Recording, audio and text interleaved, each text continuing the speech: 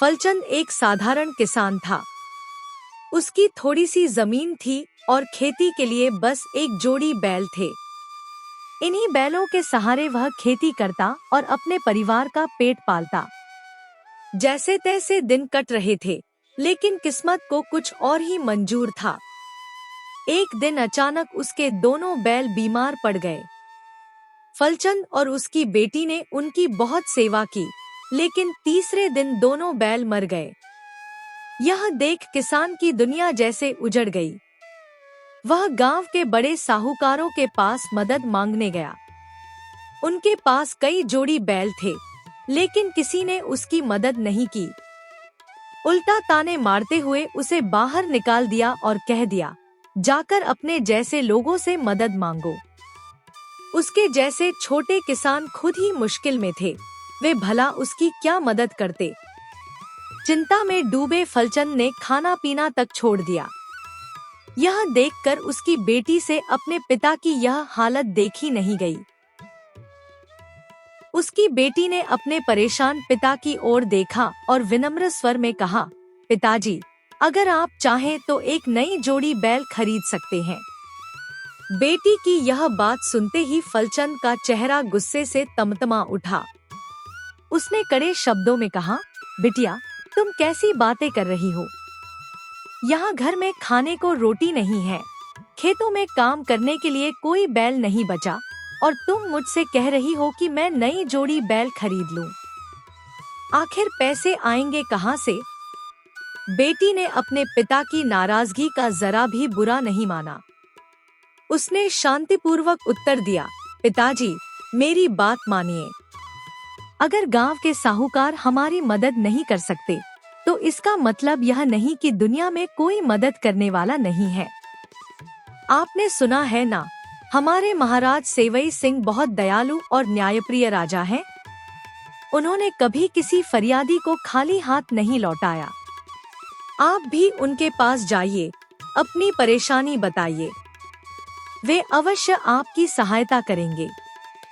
बेटी की बात सुनकर फलचंद कुछ देर तक सोचता रहा। फिर अचानक उसके चेहरे पर आशा की चमक आ गई। वह बोला, बेटी, तुम सही कह रही हो। इस बारे में तो मैंने सोचा ही नहीं था। मैंने भी सुना है कि हमारे महाराज बहुत दयालु हैं और गरीबों की मदद करने में हमेशा आगे रहते हैं। शायद वे मेरी भी सहायता करें। मैं कल ही उनके दरबार जाऊंगा, अगली सुबह। फलचंद सुबह सुबह उठकर स्नान करके तैयार हुआ।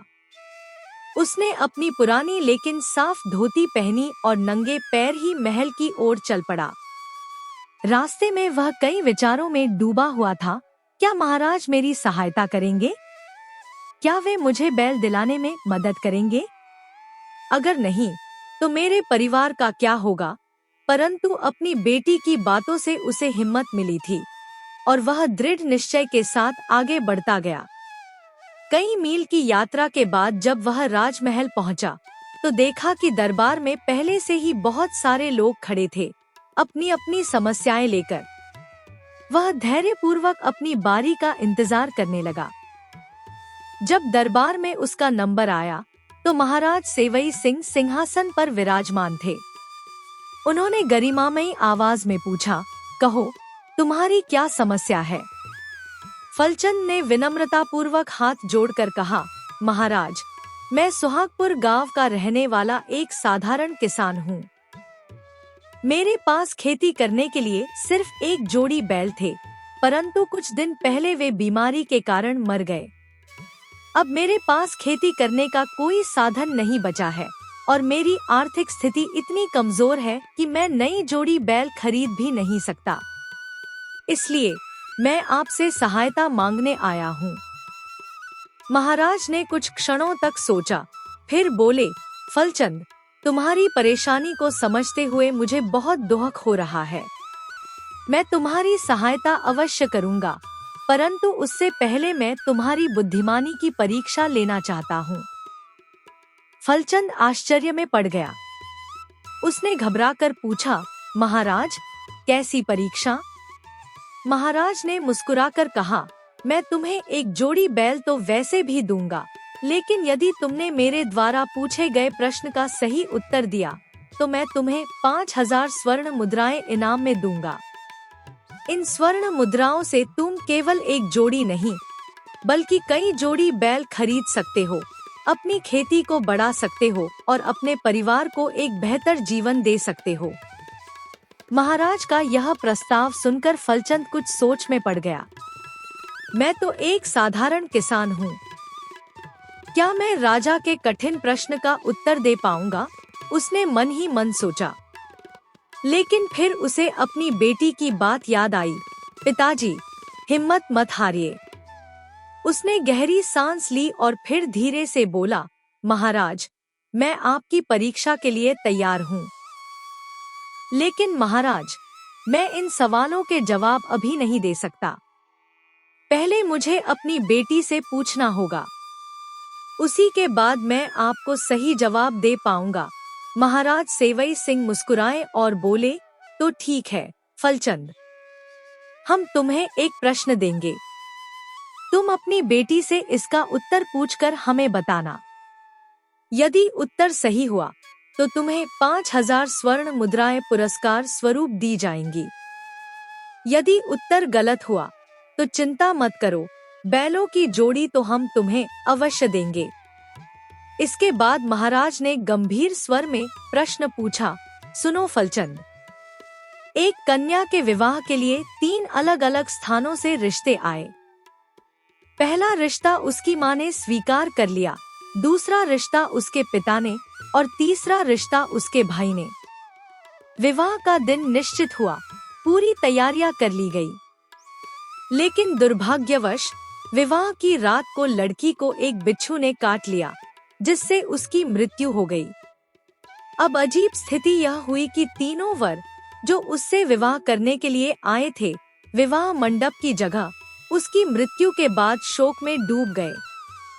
पहला वर अपनी प्रेयसी की मृत्यु से इतना आहत हुआ कि उसने उसकी चिता के साथ जलकर प्राण त्याग दिए।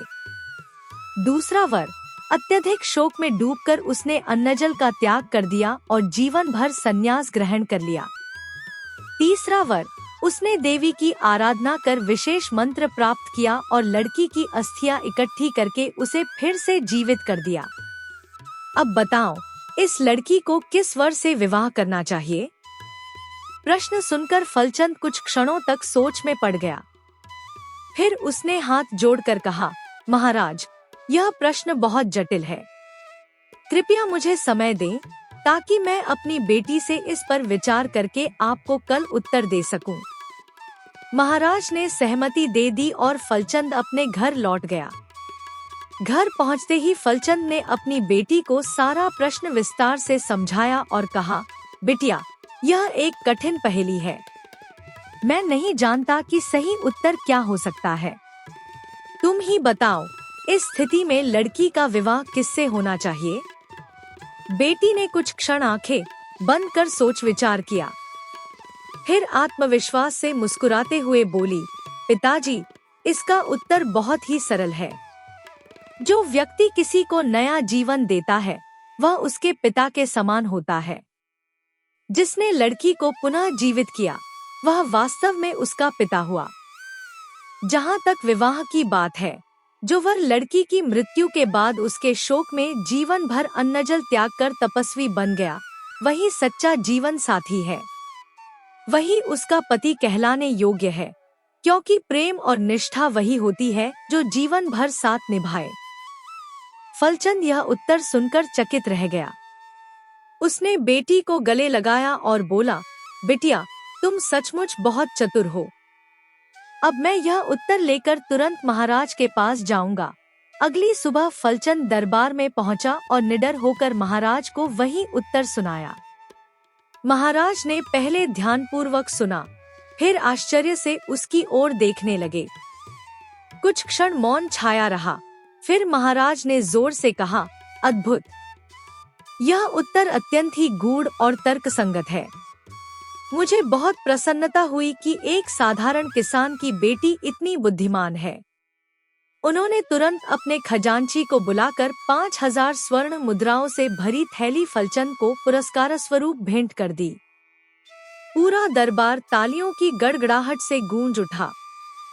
फलचंद धन्य भाव से झुका और खुशी खुशी अपने घर लौटने लगा।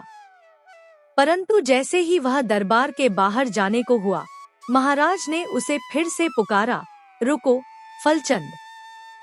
फलचंद चौंक कर रुका और पीछे मुड़कर देखा। महाराज सिंहासन से उठे और बोले, फलचंद, मैं तुम्हारी बेटी की बुद्धिमत्ता से अत्यधिक प्रभावित हूँ।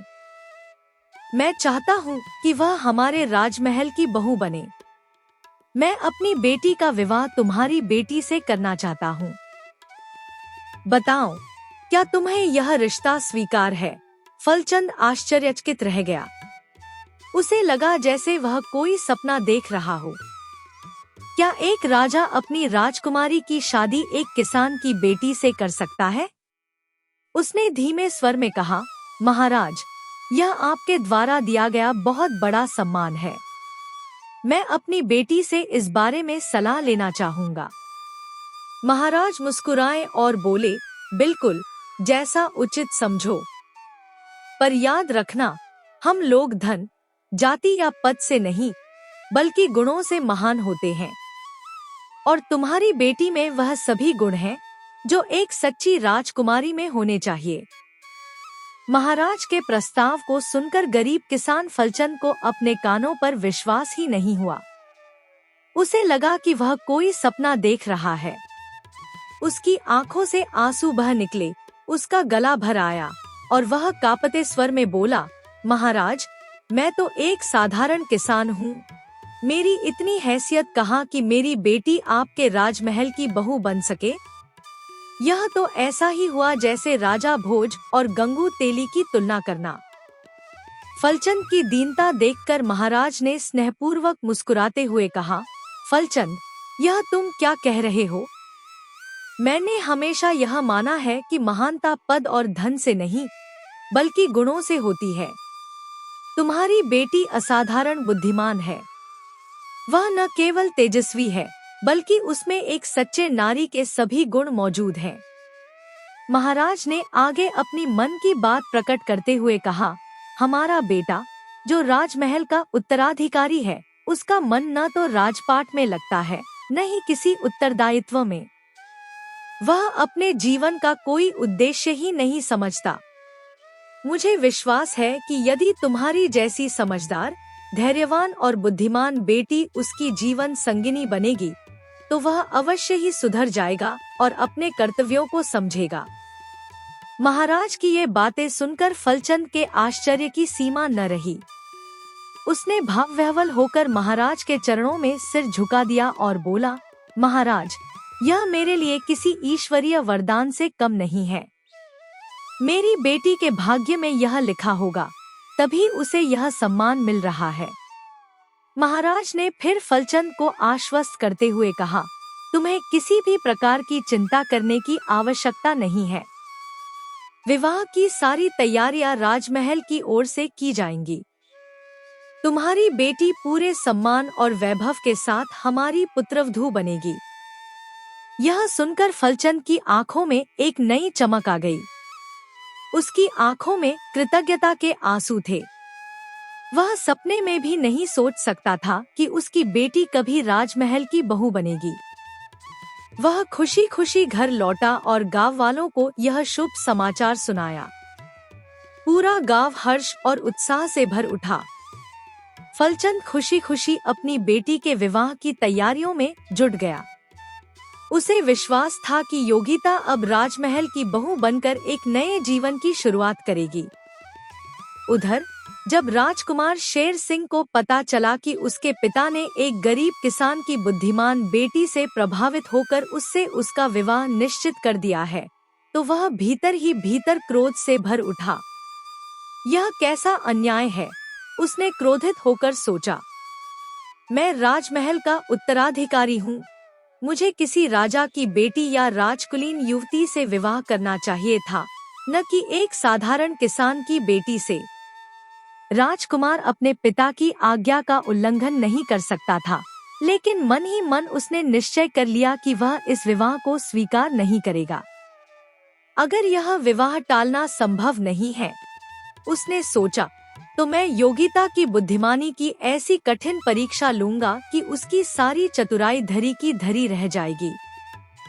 जब वह मेरी शर्तों से तंग आ जाएगी, तो स्वयं ही महल छोड़कर अपने मायके लौट जाएगी। फलचंद तक यह समाचार किसी तरह पहुंच गया। उसे समझ आ गया कि राजकुमार इस विवाह से खुश नहीं है, और यदि योगिता महल में गई, तो वह सुखी नहीं रह पाएगी। उसने तुरंत अपनी बेटी को बुलाया और समझाने लगा, बेटी, तुम्हारी खुशी से बढ़कर मेरे लिए कुछ भी नहीं है। यदि तुम चाहो तो अभी भी यह विवाह करने से इनकार कर सकती हो। इसके जो भी परिणाम होंगे, मैं उन्हें सहने के लिए तैयार हूँ। लेकिन योगिता आत्मविश्वास से मुस्कुराई और बोली, पिताजी, आप निश्चिंत रहिए। राजकुमार मेरा कुछ नहीं बिगाड़ सकता। फलचंद ने हैरानी से पूछा, बेटी, तुम्हें यह विश्वास कैसे है? योगिता ने रहस्य से मुस्कुराते हुए कहा, मेरी एक सहेली राजमहल में दासी का काम करती है। वह मुझे महल के अंदर की हर एक बात की जानकारी देती रहेगी। यदि राजकुमार शेर सिंह मेरे विरुद्ध कोई भी षड्यंत्र रचेगा, तो मैं पहले से ही उसके लिए तैयार रहूंगी। मैं उसकी कोई भी चाल कामयाब नहीं होने दूंगी। कुछ दिनों बाद योगिता की वही सहेली जो राजमहल में दासी थी, दौड़ती हुई आई और बोली, योगिता, राजकुमार शेर सिंह महल में एक नया कुआं खुदवा रहा है। यह सुनकर योगिता तुरंत सतर्क हो गई। उसने अनुमान लगाया कि यह कोई साधारण कुआं नहीं है, बल्कि निश्चित ही राजकुमार की कोई गहरी चाल है। उसने तत्काल अपने घर से एक गुप्त सुरंग खुदवानी शुरू करवाई, जो सीधे महल के उस कुएं के तल तक जा पहुंची। अब यह सुरंग महल से होकर सीधे योगिता के घर तक जुड़ चुकी थी, लेकिन इसकी जानकारी सिर्फ योगिता को थी। राजकुमार को इसका तनिक भी आभास नहीं था। कुछ ही दिनों बाद योगिता और शेर सिंह का भव्य विवाह संपन्न हुआ। पूरे राज्य में आनंद और उल्लास का वातावरण था, लेकिन राजकुमार के मन में अभी भी क्रोध और प्रतिशोध की ज्वाला जल रही थी। विवाह के कुछ दिन बाद महाराज ने अपने पुत्र राजकुमार शेर सिंह को अपने राज दरबार में बुलाया। उनकी आंखों में गंभीरता थी और चेहरे पर गहन शांति। महाराज ने स्नेहपूर्वक कहा, राजकुमार शेर सिंह, अब मैं वृद्ध हो चुका हूँ। राजकाज संभालने की मुझमें अब अधिक क्षमता नहीं रही। मैं चाहता हूँ कि अब तुम राज्य का कार्यभार संभालो। मैं अपना शेष जीवन ईश्वर की भक्ति में बिताना चाहता हूँ। राजकुमार यह सुनकर चौंक गया। उसे लगने लगा कि अब सब कुछ उसके नियंत्रण से बाहर होता जा रहा है। उसने तो सोचा था कि वह योगिता को तंग करके महल से बाहर निकाल देगा, लेकिन अब परिस्थितियां बिल्कुल विपरीत हो रही थी। शेर सिंह के चेहरे पर एक विचित्र भाव था। उसने सामने खड़े दो छोटे बच्चों को ध्यान से देखा। उसे ऐसा लगा जैसे उसने उन्हें पहले कहीं देखा हो, लेकिन फिर उसने इसे अपना भ्रम समझकर झटक दिया। परंतु उसका मन बेचैन था। वह तुरंत कठोर स्वर में बोला, योगिता, यह बच्चे किसके हैं? योगिता ने सिर झुकाया और बड़े ही विनम्र स्वर में उत्तर दिया, स्वामी, यह आपके ही बच्चे हैं। योगिता ने सिर झुकाया और बड़े ही विनम्र स्वर में उत्तर दिया, स्वामी, यह आपके ही बच्चे हैं। मेरे बच्चे? शेर सिंह चौंक उठा। हाँ स्वामी, यह आपके ही बच्चे हैं, योगिता ने दृढ़ता से कहा और धीरे धीरे आगे बढ़कर 10,000 स्वर्ण मुद्राओं से भरी एक भारी थैली शेर सिंह के सामने रख दी। शेर सिंह ने ध्यान से देखा और पहचानते ही हतप्रभ रह गया। यह वही थैली थी जो उसने एक फल बेचने वाली को दी थी। उसकी आंखें विस्मय से फैल गईं। योगिता ने अब संपूर्ण कथा सुनानी शुरू की। उसने बताया कि किस प्रकार उसने अपनी बुद्धिमानी से सुरंग के रास्ते अपने घर तक पहुंच बनाई और वहां से एक चालाक योजना के तहत फल बेचने वाली का भेष धारण किया। उसने यह भी बताया कि कैसे वह शेर सिंह के पास फल बेचने के बहाने पहुंची और फिर प्रेम संबंध स्थापित कर वहीं से 2 संतानें उत्पन्न हुईं। शेर सिंह अवाक रह गया। उसके मस्तिष्क में एक हलचल मच गई। उसने कभी कल्पना भी नहीं की थी कि जिस महिला को वह साधारण किसान की बेटी समझकर कमजोर मान रहा था, वही इतनी चतुर और साहसी निकलेगी कि उसकी ही रची हुई चाल को उसी पर उलट देगी। सारी सच्चाई जानने के बाद शेर सिंह के चेहरे के भाव बदल गए। उसकी आंखों में आश्चर्य और सम्मान झलकने लगा। धीरे धीरे वह आगे बढ़ा और भावुकता से भरकर योगिता को गले से लगा लिया।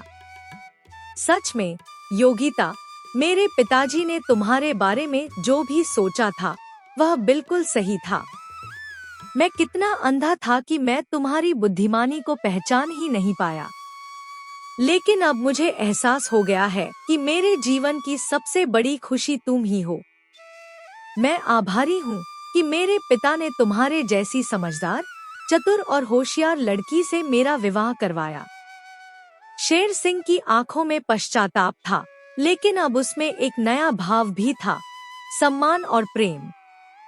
शेर सिंह ने घोषणा की, आज से तुम इस महल की महारानी हो। महल के सभी लोग हर्ष से झूम उठे। पूरे राज्य में यह खबर फैल गई कि राजकुमार शेर सिंह अब पहले जैसा मनचला नहीं रहा, बल्कि एक सच्चे राजा की तरह सोचने और समझने लगा है। उसके बाद शेर सिंह और योगिता ने एक साथ सुखमय जीवन व्यतीत किया। उन्होंने मिलकर अपने राज्य को और भी समृद्ध बनाया। सीख, बुद्धिमत्ता से हर कठिनाई पर विजय।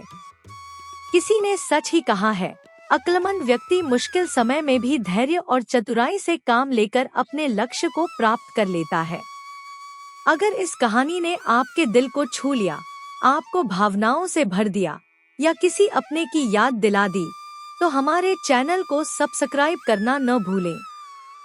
यहाँ आपको ऐसी ही मर्मस्पर्शी, प्रेरणादायक और दिल को छू लेने वाली कहानियाँ मिलती रहेंगी, जो रिश्तों की गहराई, संघर्ष की ताकत और सच्चे अपनापन का एहसास कराती हैं। आपकी पसंद और समर्थन ही हमें और भी बेहतरीन कहानियाँ लाने की प्रेरणा देता है। जुड़े रहें, क्योंकि हर कहानी में छिपी होती है जिंदगी की एक अनकही सच्चाई।